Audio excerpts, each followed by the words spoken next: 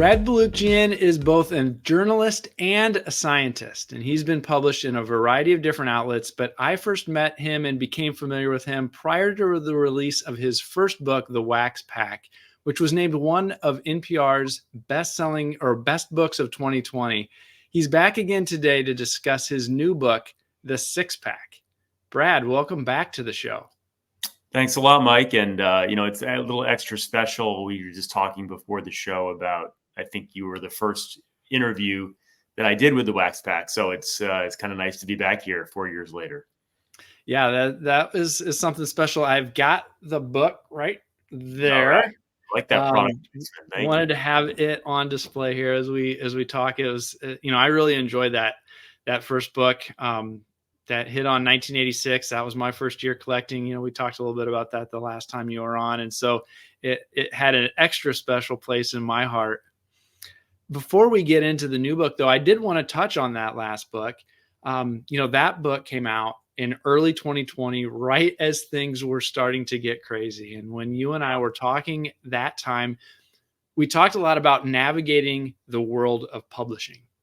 Mm-hmm. And I was hoping maybe before we get started on the new book, you could spend a little bit of time. What was it like negotiating a whole new promotional approach right at the last minute because of what we saw there at 2020, right as your book was coming out? Yeah, man, I had some weird. I remember it was going to be like one of my book launches. I was going to be interviewed by Jason Turbo. We had that whole pandemic baseball book club where all of us baseball writers that had books affected by the pandemic came together to help each other out. It was a great effort. And so Jason was going to interview me on Zoom. And I don't think I had heard of Zoom before March of 2020. I mean, talk about now when I'm talking about an online meeting, even if I'm not using Zoom, I'll be like, Zoom has become a verb, right? Like, hey, let's Zoom later. And so kind of crazy the way that vocabulary has stuck. But I was doing an event with Jason, and within 5 seconds of it starting, remember the Zoom bombers? Someone had hacked into our Zoom room and we're putting on porn, sharing the screen and it just completely hijacked and ruined the talk. So those were the wild days of just trying to figure out the technology and everything was so uncertain. In some ways though, the pandemic may have helped. I mean, books had their best year in recent memory during the pandemic. And I think it's because a lot of people were just home and, had time on their hands and especially baseball and sports, there was no sport and people were watching ILI on ESPN Classic or something. I mean, it was people were desperate for sports content. So, it seems like the Wax Pack did benefit a little bit from people's desire to have content. Yeah, we had plans to connect at one of your events, right? You had a whole schedule laid out where you're going to be going to different ballparks and minor league ballparks, and you're going to be coming through Peoria, Illinois, and the Peoria Chiefs minor league, and we were going to potentially get a chance to meet face to face, and it didn't take long before that whole plan of doing a book tour and all of that right out the window. Yeah, that was the real disappointing part was that I had, I think it's insane. It was probably too crazy, like a 30-stop book tour planned and going to minor league stadiums and bookstores and all throughout the country. And of course that never happened. And, the Zoom bookstore events, they just, it's not the same, right? It's just not anywhere near the same, but barring another, crazy disaster, catastrophe in the next couple of weeks, I will be doing a book tour this time around. And I actually am going to be going to Winnetka, Illinois, outside of Chicago, and Chicago for a couple of events, and Des Moines, Iowa, and Lincoln, Nebraska. So I'm going to get out Milwaukee. I'm going to get out your way for some things this time around. Very cool. Well, your new book is called The Six Pack, and it is focused on the world of professional wrestling. The last book was inspired by some packs of cards you opened as a kid, and then, led to this pack of cards that you opened as an adult. What was the inspiration for this new book? Well, after the wax pack, you'll never get a narrative device as clean and elegant and perfect as the wax pack, right? I mean, that was just, the whole idea was just right there with the 15 cards and, the randomness of the pack. So I knew, like, don't even try to match that. But I did want to have some structure, some device that I could use to help me narrow down who I wanted to write about. I knew in writing a book about 1980s WWF that the focus I wanted to be the Iron Sheik, because, and I even mentioned this in the Wax Pack briefly, that early in my career, in my early 20s, I had left my job at a magazine to go work with the Iron Sheik, who I'd gotten to know personally, on a biography project, and it went completely sideways. And so that book never happened. But when the Wax Pack did well, it opened up the opportunity to do another book. And I immediately was thinking, how can I write about the Iron Sheik and tell that story, but also something bigger than just him? I don't think just a straight Iron Sheik biography would have the appeal that I wanted to have in a second book, and nor would it be as ambitious as what this ended up being. So what I did is I said, well, I'm going to look at that period, that time, that event in 1983 when he became the WWF champion, and look at that card at Madison Square Garden and pick 6 guys from that event who wrestled on that event, who I could track down and write about in a similar Wax Pack format. Plus, I knew that I needed to have Hulk Hogan in there because he's, such a big part of the story. And he ends up becoming the champion a month later. And then Vince McMahon, because he's the promoter behind all of this. Why was the Iron Sheik so meaningful to you? He's kind of the Don Carmen of wrestling for me. So if you remember in the Wax Pack, I talked a lot about how my favorite baseball players were always the guys that were not the superstars. In fact, I saw on your website, on your Twitter, you recently did a thing about Tony Bernazard, right? Mm-hmm. Mm-hmm. And so, I mean, he was a decent player, but not a star. And I think I saw something where you said, like, oh, it's, this is so much fun to research him. Yep. Well, as a kid, I just gravitated towards those underdog players and just wanted to know everything about them. And, as an adult, wanted to know what happened to them and who they are as people. And so for me as a kid, that same idea applied to wrestling, where I was more interested in maybe the bad guys or the people that were not the coolest or most popular. And certainly in the mid 80s, the Iron Sheik did not have a lot of fans. So it was his look. I mean, as a little, when you're 5 years old and you just kind of sometimes gravitate to certain things for irrational reasons. And something about his big handlebar mustache and that whole appearance just drew me in and just made me fall in love with this guy immediately. Did you see anything about the Sheik in yourself, like when you were growing up, or, was there that connection as well? I don't know that I identified with him. I think I just I always identified with the not popular thing, right? Maybe the best way I could describe it was in the Wax Pack when I said, in nursery school in the 1984 mock presidential election between Bert and Ernie from Sesame Street, Ernie won in a landslide, 25-2. And I was one of the 2 people to vote for Bert. Right. So, that was just part of my identity early on. In the book, you talk a little bit about the challenge that you had in connecting with some of the wrestlers that you were, pursuing a conversation with. Were there others that you from that card that you were trying to include, but maybe that effort to connect just went nowhere? Or, what was that process like where you took that card and then you were trying to make those connections to be able to have those conversations. Yeah, no, I was going to talk to Bob Backlund, who was the guy the Iron Sheik defeated to become the champion, but and I did a bunch of research on him, but he ended up, it appears that he's having some serious like dementia issues, and so I just didn't think it would work as a chapter, and the book was getting too long anyway. But no, I intentionally narrowed it down to I guess it was 8 people when you include Hulk Hogan and Vince McMahon, but a smaller group than the Wax Pack, because I knew I wanted to go deeper on some of these guys. And I also knew that there was a chunk of real estate in the Wax Pack that was about me and my life and, you know, my dating life and my father and all these personal things that I think worked well in that book. But I knew that there wasn't a place for that really in this book. So I'm in the book as the narrator, and there's, you know, I talk about why. I mean, it's still a very personal book because of my relationship with the Iron Sheik. And, you know, and I even go in the ring and do take a day of wrestling training and talk about that.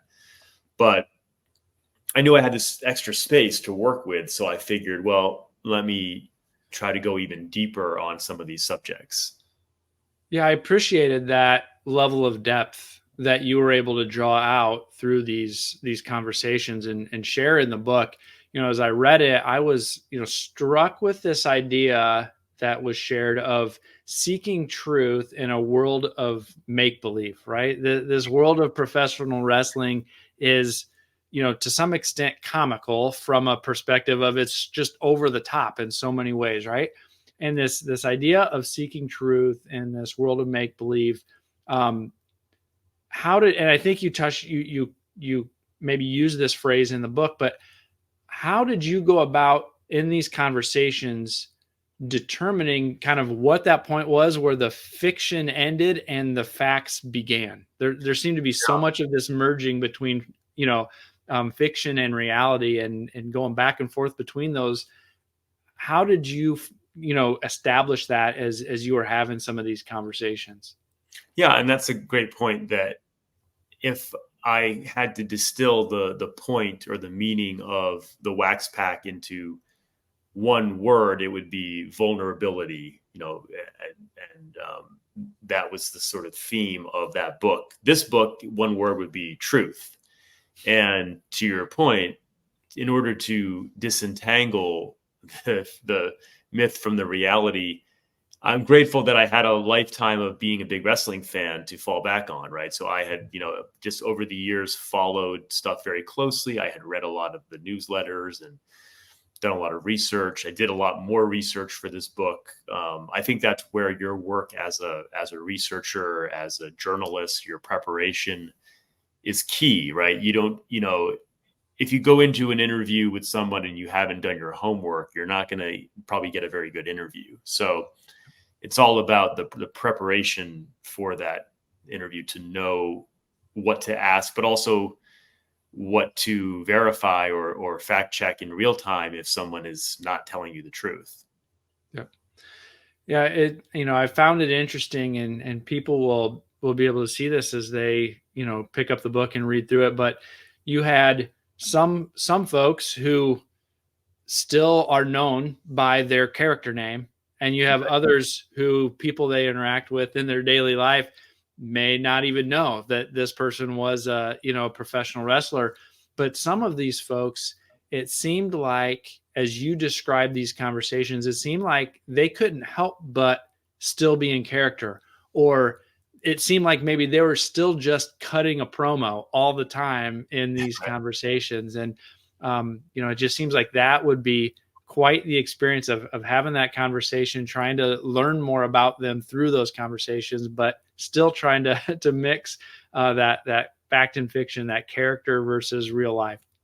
Yeah, and especially like someone like the Iron Sheik. I mean, before he got off the drugs and everything, I mean, he had become his character, right?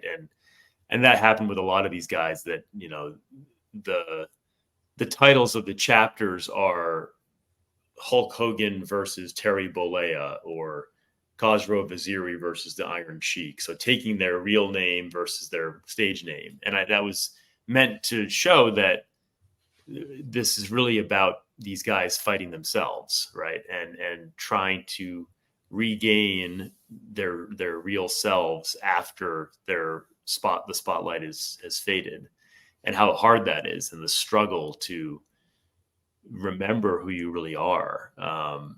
And I think that's different. I mean, it's like baseball players struggled with that transition undoubtedly. Any of these former professional athletes struggle with that. Wrestlers, like, it's like times 100, because they not only had the fame, but they were expected that at that time to kind of live their character.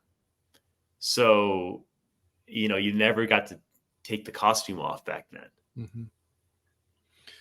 And, I think you mentioned this a minute ago, but I think it's fair to say that you went above and beyond in your preparation and your, efforts to do research for this book. You cover the experience that you had attending and participating in a training program for a wrestling school. What was that experience like?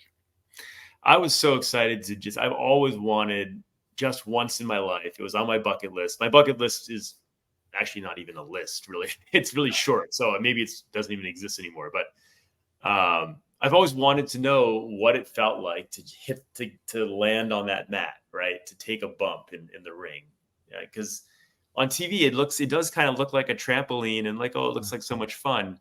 And I had been in rings before, and I had, like, felt the mat, and you can see, okay, it's made out of like a 1/4 inch of foam rubber over a piece of plywood, and then a canvas over that on a steel frame. So you get it, but the idea of actually learning how to fall and just landing on your back on the mat was something I always wanted to do. And so I did it, and I wrote about it in detail, and it's I gotta say, it is very hard. Literally, it's hard. It's a hard mat. I mean, it has a spring, but the thing is that if you don't really land just right and distribute your weight, if you land a little bit off center and you don't have the points of impact where they should be, you feel it. You feel it in your back. You feel it in your head. So I can only imagine when you're also a much bigger guy and they're moving around the ring fast, right? And then they're using all their momentum, and then they're just crashing down. Like, I can see why almost all those guys have had knee replacements and hip replacements and back problems. And, that's the realest part of wrestling, maybe, just all that pounding. Yeah. You had, one of the other things that I think I picked up on is, you didn't necessarily sugarcoat anything, right? There's aspects that you share through the book that show some of the dark sides of some of these wrestlers, or some of the dark sides of the industry, as a whole, with, the promotions, with Vince McMahon and the WWF/WWE. And you established or you show that there's the entertainment side, and then there's the business side that's going on behind the scenes, and those aren't always positive stories. Did you get much pushback from anybody within kind of the quote unquote industry about what you were trying to do, and some of the stories that you were trying to tell? No, I mean, I'm always when I do my reporting on these things, I try to keep a low profile, right? I don't want to call attention to myself. And I try to, I mean, and when even if I'm asking about difficult things, I never come at it like in a gotcha way. Like, Right. hey, I'm here to like sling dirt, and like, so I really try to tell a very balanced and fair story. But ultimately, the most important thing to me is the honesty. And so if I'm writing about this industry that has a lot of injustices and a lot of untruths around it, my mission was to get to the truth. And so I don't know. I doubt that, like, Vince McMahon would, if I was face to face with him and told him that I was digging around and talking to the lawyers that have gone up against him and excavating old lawsuit files to show what the situation was, I doubt he would like that, right? But but that was, I think, what I really needed to do to tell the whole truth. As you had these conversations over the course of months and months, as you were, going through the process of writing this book and researching, were there any universal themes that surprised you that you kind of uncovered or you found as you went along? I think, well, one that reflects the Wax Pack is that, just like in the Wax Pack, where you could argue that Jaime Kokenauer has a happier life than Carlton Fisk, Jose Luis Rivera, the most obscure wrestler in the book, they call them jobbers, the guys that would always lose on Saturday morning TV, may be more well-adjusted than Hulk Hogan, right? So that once again, that theme of, is it worth it to reach that level of success and stardom? If you could trade places, if you could be Carlton Fisk or Jaime Kokenauer, most people would think Carlton Fisk, but it's like, I don't really know if I would make that decision. Yeah. Who would you say that this book is for? Who's the target audience for this book? I would say the target audience is anyone that saw the movie The Wrestler or The Iron Claw, if you're familiar with those wrestling movies, and enjoyed it, because those movies are about a lot more than wrestling, right? Those movies are about the humanity behind this totally absurd, totally American art form of entertainment that is still wildly popular, and most people have had some exposure to, and a lot of us as kids had an interest in, and that may have faded. But I think my goal is, most wrestling books are very geared towards hardcore wrestling fans, even more so than in baseball. Like, I think baseball has certainly a lot of the hardcore, statistically oriented books, but it has a huge canon of literature as well. Wrestling, there's like not a whole lot of literary approaches to it. So I'm kind of making my own lane here. But I think I like to say, like, if you're ever going to read one book about wrestling, I hope this is the one you would pick. Yeah, I think that's one of the things that I would, or that I appreciate about it, right? Is if you're a wrestling fan, you're going to get a lot out of this, right? There's going to be a lot of memories. There's going to be a lot of quote unquote inside information about some of these wrestlers from your childhood that you grew up watching, and that is awesome. But I think there's that other aspect of humanity that gets shown, that comes through, that you learn about people as humans, whether or not they're wrestlers, right? I think some of these ideas or concepts or themes are universal, or could be considered universal, with anybody who has been in the spotlight, whether it's an athlete or whether it's an actor or whether it's a politician or, any of these other people that we deal with in public. That's what comes, or what you discover behind the scenes, tells a story about humanity. I think that's not just about what you know them for, I guess. Right. And so, I really appreciated that too. So yeah, I'm glad to hear you say that it's not just for wrestling fans, even if you're not. And there's a lot in, there's Tito Santana talking about his broken relationship with his father, which is a lot like a lot of the Wax Pack, but also his surprise at learning that he had an illegitimate daughter just a few years ago, which, that was a hard thing for him to accept, and for me to ask him about.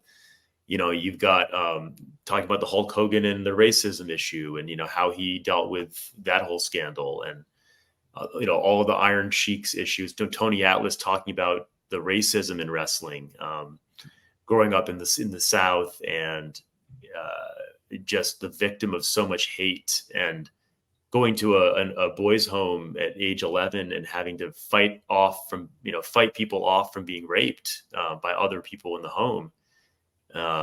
His physicality saving him in those settings.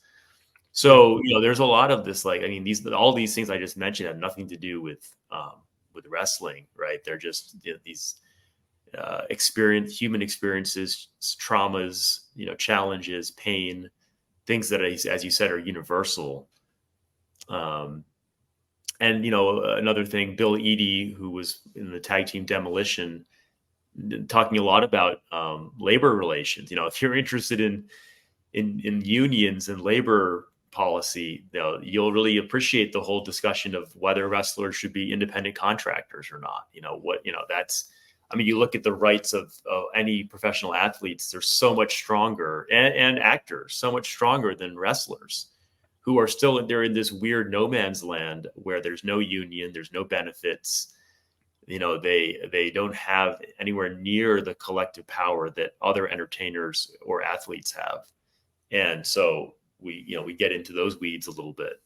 Yeah, the contract portions where it was talking about the terms of some of these contracts and what they had to negotiate for, or what negotiating power they didn't have in some situations, was pretty fascinating. Was pretty fascinating to me.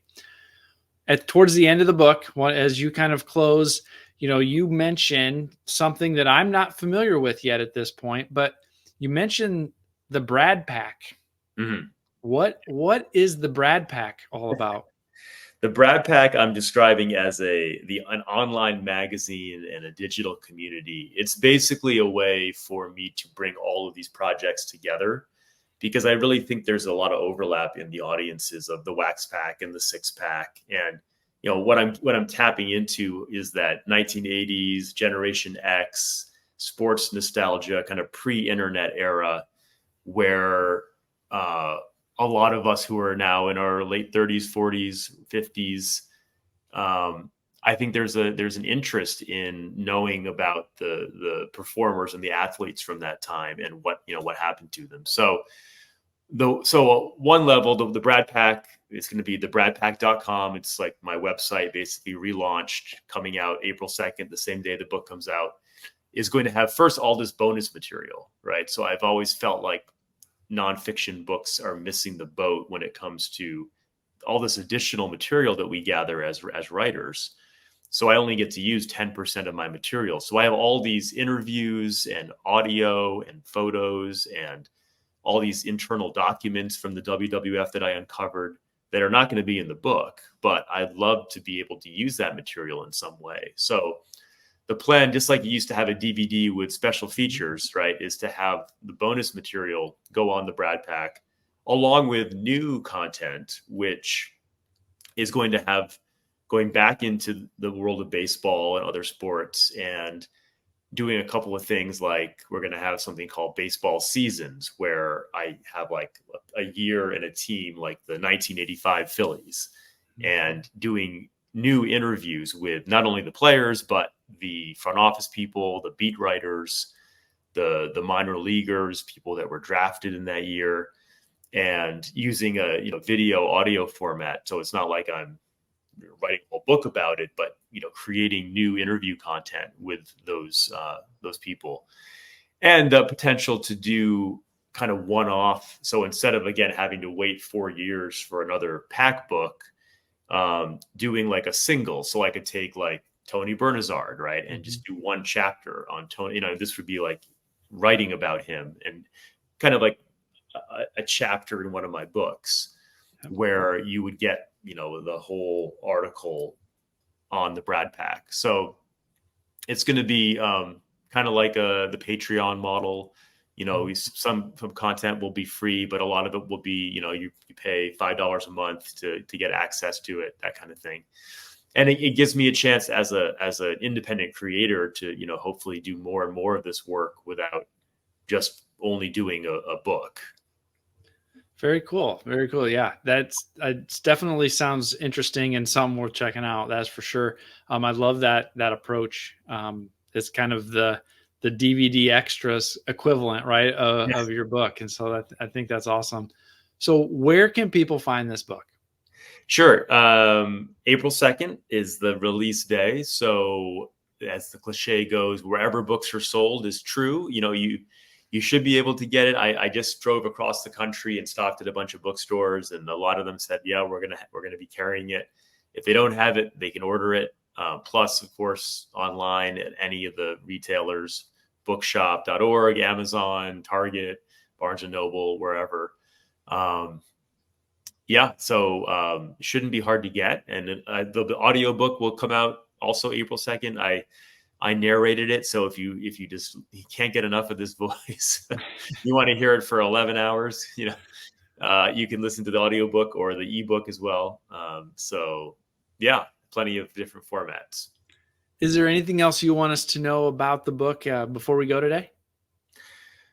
I just want to say, thank you for having me back. I really hope that my wish is that a lot of, even if you're not a huge wrestling fan, if you like the Wax Pack, hopefully you'll like this also just for the style of it. I mean, one of the things that I really like doing with these books, and I did it again here, is these books are really travel books, and they're books about there's a lot of these books that is not about the actual wrestler or baseball player, like going to these guys' towns and meeting people and describing, talking to different people, just ordinary people who I contact and track down to try to get the story. And I hope that people will enjoy that and appreciate that it's kind of a celebration of the whole country, of all the diversity of people out there as I go at all these places on these, massive road trips.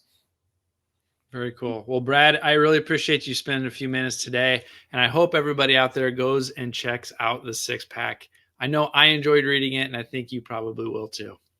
Thank you. So yeah, thebradpack.com is the website. And then on social media, hit me up at Brad Pack Books on Twitter or Instagram. Love to talk to people, love to interact. So yeah, thanks again.